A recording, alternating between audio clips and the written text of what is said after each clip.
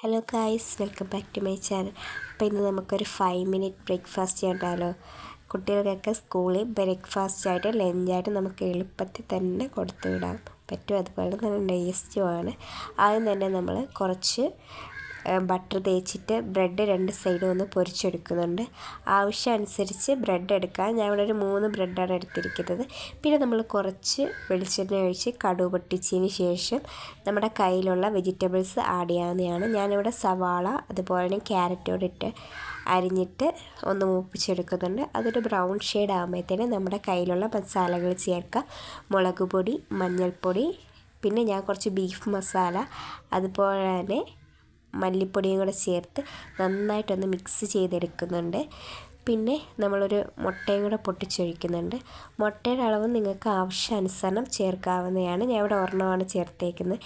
എന്നിട്ട് നമ്മൾ നേരത്തെ മൂപ്പിച്ച് വെച്ചിരിക്കുന്ന ബ്രെഡ് ഒന്ന് മുറിച്ചിടുകയാണ് ചെയ്യുന്നത്.